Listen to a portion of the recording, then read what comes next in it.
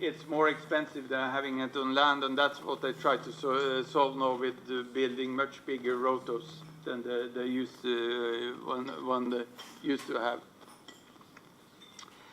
And we have actually, when it comes to, again on energy, because it's such a central part for us, we of course have lots of companies building there, and with cut-through energy, we have the big energy companies in Norway already established here, both Statkraft in for instance, in renewables.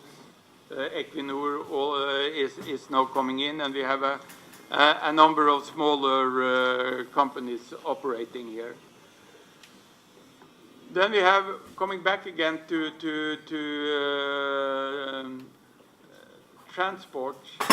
The one thing basically people know most places, including in India, about Norway and transport is actually over electrical vehicle policy, because we have the biggest share of electrical vehicles anywhere in the world, where the goal is that by 2025 it should be, we should only sell zero-emission cars.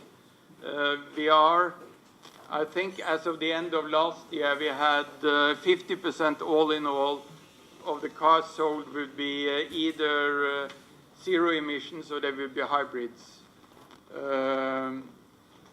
So the government is very optimistic. Here we see the development that within 2025 we will actually be able to sell only emission-free cars.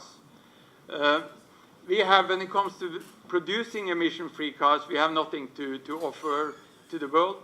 We had some producers who were very early in the 80s started producing electrical vehicles, but nobody was interested in it at that time. And that, as you all know, if you are in the business, is that you pay a hard price if you are a bit too early out with innovations. So timing is always an issue, and our producers got it wrong. But what we can and what we see, we have lots of delegations going to Norway all the time, and that is because what is interesting is both the policies which we have been promoting to achieve these things, but maybe even more is consumer behavior when it comes to this thing, because of course very much of what you what is the key, for instance, for having sustainable commercial operations is to read how consumers will behave in this situation. And there are, for instance, there are things I didn't think about before, but up to now, for instance, if you fill like a gasoline car, it takes you 3-4 minutes at the gas station and you drive on. But up to now, it takes 20 minutes maybe to charge an electrical vehicle. So you have to, the infrastructure has to be different, because none of us likes to sit for 20 minutes in our car while they are charging. That's about as exciting as watch the paint dry when you are painting your walls. But so what we have seen then is that, for instance, you come back to this situation much more that you have these charging stations around supermarkets, restaurants, all these things and so forth. So there are lots of lessons to be learned, both what to do and what to do, not to do from us, because the second thing is also very important as you do, because when you are introducing new technology, you are doing lots of mistakes, and hopefully you learn from these mistakes, and it's not necessarily that others don't necessarily need to repeat the mistakes we have done either. And this is also another example done on emission-free transportation. This is actually the first autonomous electrical ship in the world. It will start operating later on this year, go between 3 ports in Norway, transporting fertilizers. And the most interesting thing with this is actually that, and this is again that you have to have bigger models. It removes 40,000 trips with the trucks on the roads per year. And of course, again, that means that we don't need to build as many roads as we wanted. We reduce also the the emissions from that. Actually, a bit of a parallel to what the government has set out here. Mr. Gadkari has focused very much on Inland waterways. Yeah, inland waterways, very much like the same thing, which is a cheaper and better way of doing this. So a bigger investment would be clearing up the ways for the inland Yeah. population to work. Right? Yeah, and you have, of course, a huge potential in your inland waterways here. When I presented this first time to the Secretary of Shipping a couple of years ago, he said, the technology is very interesting, but you can get a few thousand Indians to man the ship, so you don't need to have it autonomous. But this is also another way of how we are using, for instance, the technology we have developed for stacks. oil exploration, because we are now building inbuilt. We are doing fish farming. We are very big on fish farming. Actually, we exported salmon for more than $8 billion last year. But what they are doing now is also that they try to build completely closed-in fish farms, which are floating then out in the sea, because then you get no environmental impact from them. You can control them much better. Again, part of the same thinking. This will be the first energy positive hotel in the world. Positive. Energy positive. And this is actually north of the Arctic Circle. Oh. And it will come next year. I think you can enter it. And we have several buildings going also which will be built, which will be energy positive, which will actually produce energy for the net. But of course, also for India, this is interesting because the opposite, because you are not sub-zero temperatures is not such a big challenge in Delhi most of the time. But you know, the opposite principles as we are utilizing, and the way they are building these things is with, for instance, experimenting with how they are covering the buildings, metals and so forth, and how you organize the building. So again, the idea is that you should reduce the need for also producing energy. So that's part of the thinking here. So, and I should, by the way, say that when our Prime Minister visited here in January, we had officially opening of the Norwegian embassy here, which is not energy positive, but we have a very little production of energy. Yeah, because we have both solar power, but we also use thermal power, which is very rare here. Yeah. We have drilled some 100 holes down under the embassy, so we're using that for the heating and cooling of the embassy. In Delhi? In Delhi. And there are only two buildings doing that. I think Terry is the other one. Terry is the other one. That's that's right. But you know, the interesting thing is that you don't use this much here. But in Norway, in private houses in Oslo, for instance, most people building new would do it. Again, because it's so common, it's much cheaper to do it in Norway than here.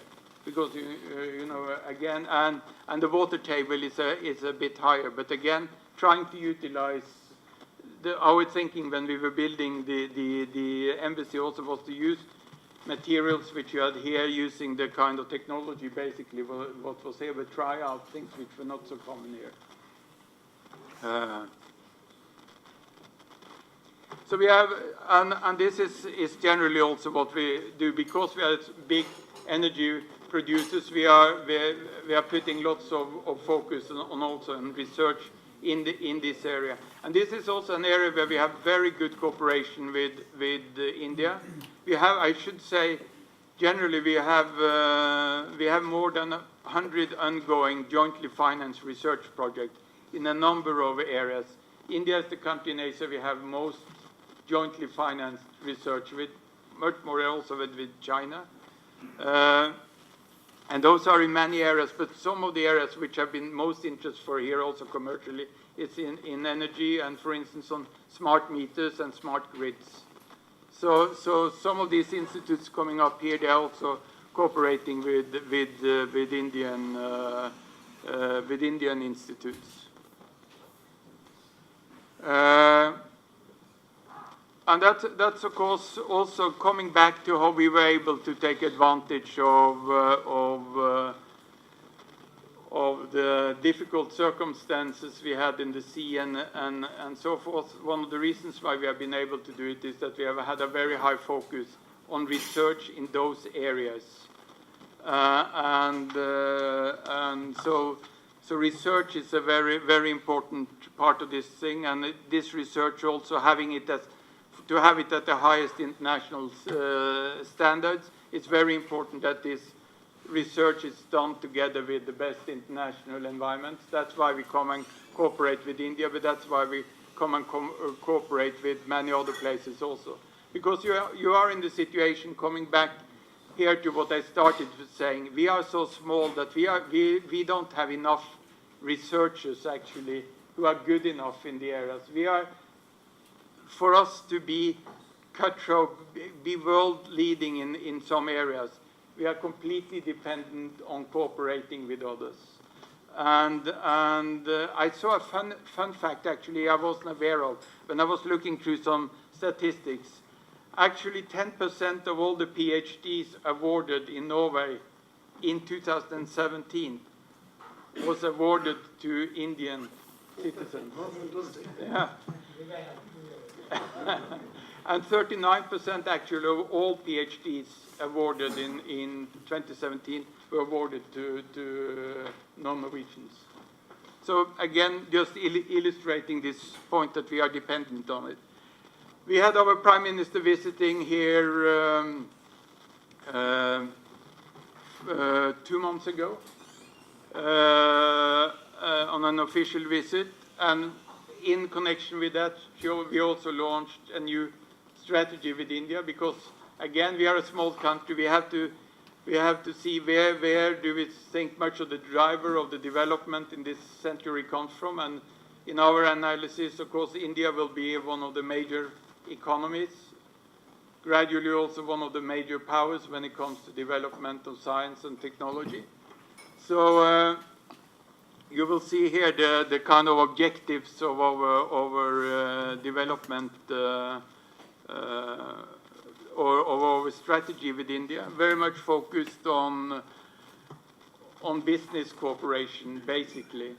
I mean, we have these overall political goals of contributing to battling climate change, contributing to reducing littering in the sea, contributing to sustainable oceans. And to be able to do that, actually, we have to cooperate with the big countries. And that's why India is very important for us also, because it's such a rapid development here. So any kind of global change, for instance, when it comes to battling climate change and so forth, it's dependent on India succeeding. And we will both want to help India succeed, but also very much be a part of that success. So you will see we have a focus on ocean-based industries, marine resources, exactly, energy. Yes. Reduce emissions. Yeah. You're very happy with the objective 6? Yeah. Because it says Norway to be an attractive partner for India in the areas of research, higher education and global health. We think that these 3 areas should be the major economic drivers or economic policies of the government in the next 5 years. Yeah. That research, higher education and global health, or health sector in India should be the major focus. Very happy with the objective 4 also. The energy focus attracts Energy focus. Obviously. Yeah. Totally true. Yeah, and we saw that actually when it comes to energy, since you mentioned that coming back when the Prime Minister was here, as you said, we had 15 MOUs, signed 6 of them within energy. We had around 700 people participating on our business seminars. 4 out of the 8 seminars we have had were on energy. So what we saw on the Indian side, also very high focus from that side. And I would also say, when I'm here, I mean, this was the second biggest business delegation which has ever traveled with a Norwegian PM abroad. So for us, the fact that there were more than 140 representatives from Norwegian companies here shows also the very big interest from Norway, from Norwegian companies in India. Let me just end then with saying something on the ocean cooperation, because the key part when we came here, when the Prime Minister came here, was actually agreements we made on ocean cooperation.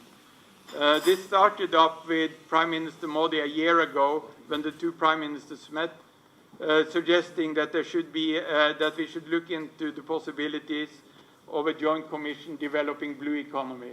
Okay. So we have been working on how could we do this. So we had a number of working groups meeting during the Prime Minister's office, visit, sorry, with very good and high participation also from the Indian side. And what came out then was this ocean cooperation. We have an MOU, and we have later on also signed a letter of intent for establishing the framework for Indian-Norwegian Marine Pollution Initiative. And why is this so important also for India? Well, if you listen to the budget speak or the budget proposal from the government, you will find that one of the 10 priorities of the Indian government now is actually developing the ocean economy. Why is the ocean economy important? Well, we think that for India you have enormous potential. We get about 2/3 of our exports comes from the sea. So we have, it's not only, we get the seafood coming from there, we have the oil and gas coming from there, we have our shipping, we have our technologies being developed there. But much of the key to that also has been the sustainable management of these resources. And what does this sustainable management mean? It means, for instance, if you take on fishing, where we think there are huge potential in India, also on deep sea fishing. But you really have to then to control the resources. We have, for instance, one of the big successes we have is that we have one of the only sustainable cod stock in the world. It's the Russian-Norwegian cod stock. Last year, I think we exported cod for $3 billion. It's a stock which is managed jointly between Norway and Russia, which is not always easy, because politically we have our challenges, but politicians in both Norway and Russia understand that we have much more to gain from cooperating with this than not. So it's developed that it has historically never been as big as it's now, the stock, and it has never been so productive. But the only way you can do that is to use research and use strict regulations and also strict enforcement of these regulations. So research and enforcement is joint. That's joint, and we have good cooperation with our neighbors, the Russians in this case. And similarly, we have done with other things. And I also have to stress the fact that one of the reasons why we have good regulations over fisheries now, and very successful one, is that we have done some awful mistakes in the past. But luckily, we learned from them. We did, for instance, the second biggest fishery we used to have traditionally was herring. In 1957, all the herring disappeared. We thought it would never be fished herring again in Norway because of overfishing. It took 50 years before it came back. Now we have very big herring fisheries again, but we have learned. We actually managed them properly. And much of this thing is actually what we see now. One of the follow-ups from the Indian government after this, and they followed up very quickly, is that there will be a delegation now going next month to study this integrated management we have. Again, because we have to try to think holistically about how we manage the resources in the sea. So that was basically what I wanted to say, a bit of a long story, but trying to explain why we are where we are and what has been the kind of philosophy behind the policies which have made us, in some few selected areas, a very advanced country. Thank you.